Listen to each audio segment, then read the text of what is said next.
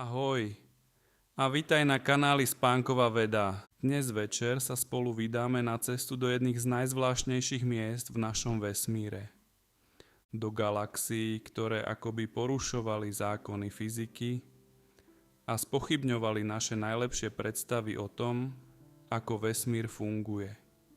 Niektoré žiaria energiou, ktorú si ani nevieme predstaviť. Iné sú staršie, než by vôbec mali byť.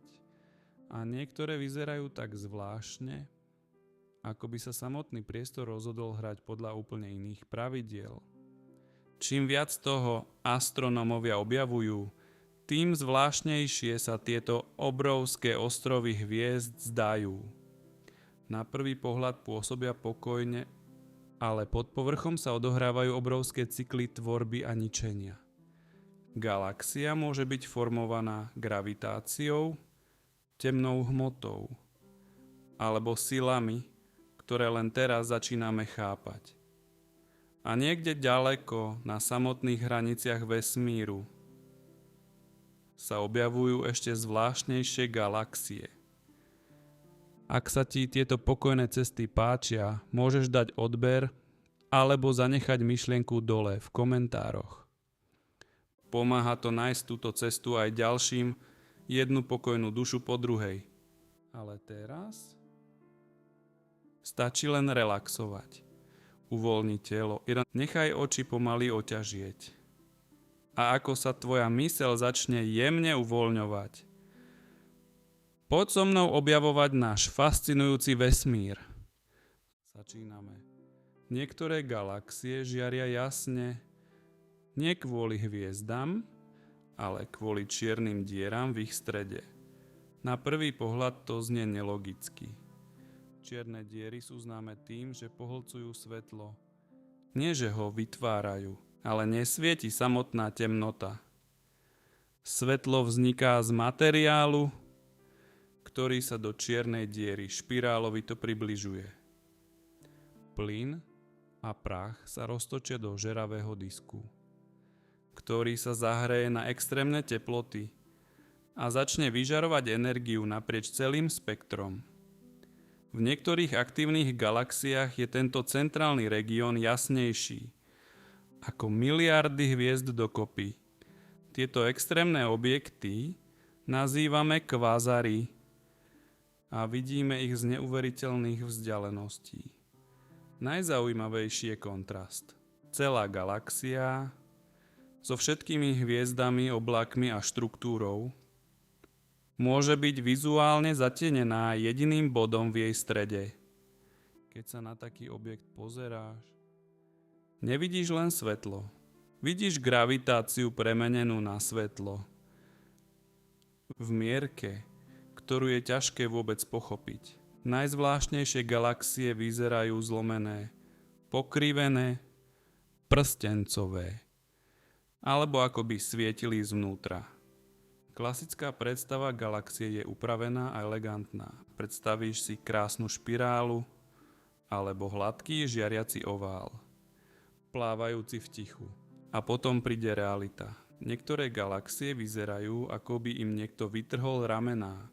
Iné majú jasné prstence okolo prázdneho stredu. Niektoré sú krivé, ohnuté, alebo nesú jazvy, ako by si pamätali dávny náraz. A iné majú takú silnú aktivitu v jadre, že svetlo akoby vychádzalo zvnútra smerom von. Tieto tvary nie sú náhoda, sú to stopy. Pokývený disk môže znamenať minulé stretnutie. Prstenec môže byť dôsledok násilného prechodu cez stred. Jasné jadro môže prezradiť pád hmoty do čiernej diery.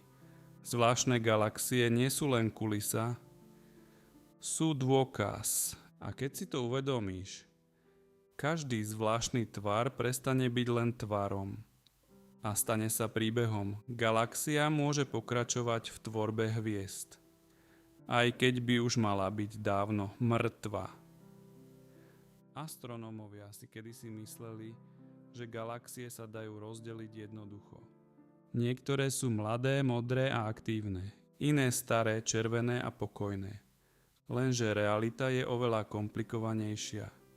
Niektoré staré galaxie, ktoré už mali byť hotové, znovu začnú tvoriť hviezdy. Môže do nich pritekať nový plyn z okolia.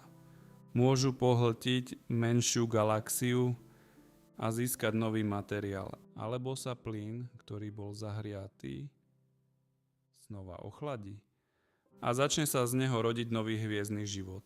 To znamená, že galaxia nejde vždy jedným smerom.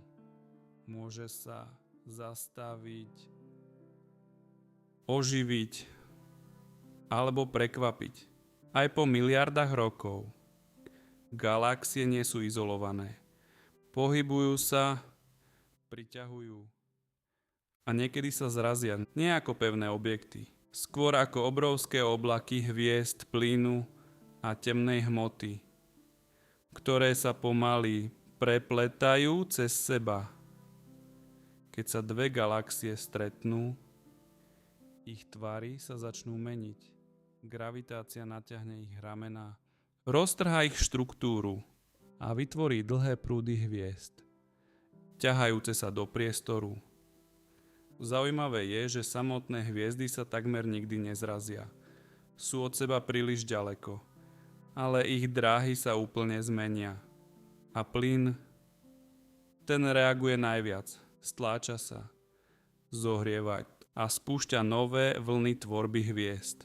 To znamená, že zrážka, ktorá vyzerá ako katastrofa, môže byť zároveň začiatkom niečoho nového. Niektoré galaxie sa po kolízii spoja, iné sa zdeformujú tak silno, že ich už nikdy nespoznáš.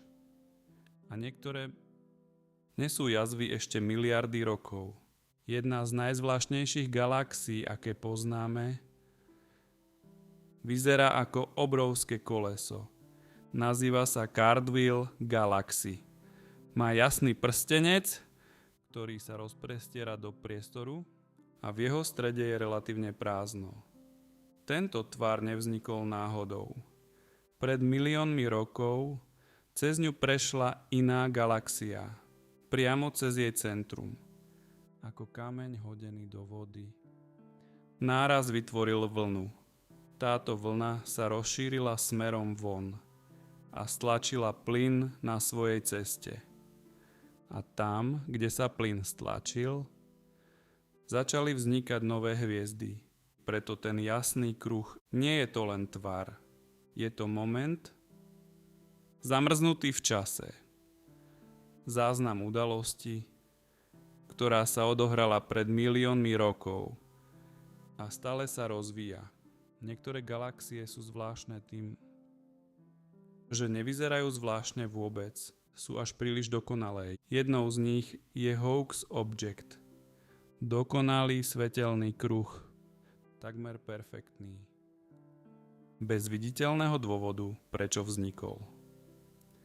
Na rozdiel od Cardwell galaxií, tu nevidíme žiadne známky kolízie, žiadne pokrivenie, žiadne stopy nárazu, nič, čo by vysvetľovalo ten tvar.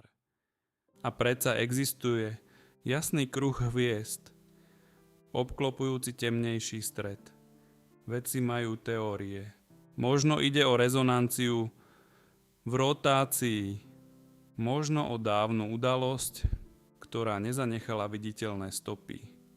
Ale pravda je, že si nie sme istí. A práve to z nej robí jednu z najtajomnejších galaxií. Nie preto, že je chaotická, ale preto, že je až príliš dokonalá. Keď sa pozrieme na galaxie, vidíme hviezdy, vidíme plyn, vidíme svetlo. Ale to všetko tvorí len malú časť toho, čo tam naozaj je. Väčšina hmoty v galaxii je neviditeľná. Nazývame ju dark matter. Nežiari, neodráža svetlo. Nedá sa pozorovať priamo a predsa bez nej by galaxie nedržali pohromade. Hviezdy na okrajoch galaxií sa pohybujú príliš rýchlo. Podľa viditeľnej hmoty by mali jednoducho odletieť do priestoru. Ale neodlietajú.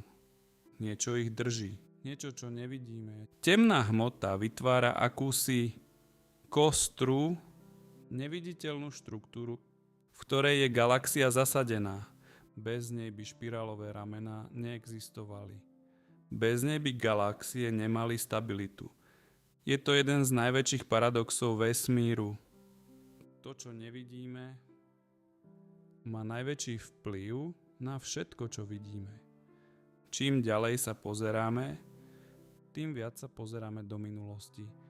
Niektoré galaxie, ktoré vidíme, vznikli krátko po veľkom tresku. A to je problém. Niektoré z nich sú príliš veľké, príliš vyvinuté na to, aby existovali tak skoro. Jedným z nástrojov, ktorý nám ich pomáha pozorovať, je James Webb Space Telescope. Ten nám ukázal galaxie, ktoré vznikli oveľa skôr, než sme očakávali. Je to, ako by si našiel dospelý strom v čase, keď by mali existovať len semienka. To znamená jediné. Niečo v našich modeloch nesedí. Možno sa galaxie formovali rýchlejšie. Možno bol raný vesmír iný, než si myslíme. Alebo nám niečo zásadné uniká. A práve tieto objavy nás nútia prepisovať to, čo sme si mysleli, že už vieme. Vesmír je tichý, ale nikdy nie jednoduchý. Galaxie, ktoré z diaľky vyzerajú pokojne, skrývajú príbehy kolízií, znovuzrodenia a síl, ktoré nedokážeme vidieť. Každý zvláštny tvar, každé nečakané svetlo je stopa niečoho, čo sa stalo alebo stále deje. A možno práve teraz, niekde ďaleko, vzniká ďalšia zvláštna galaxia. Ticho, pomaly, bez toho, aby sme si to všimli. A zatiaľ, čo vesmír pokračuje, ty môžeš pomaly vypnúť, nechať myšlienky utichnúť, uvoľniť telo a ponoriť sa do pokoja. Možno s vedomím, že aj v nekonečnom chaose existuje zvláštny druh harmónie. Dobrú noc.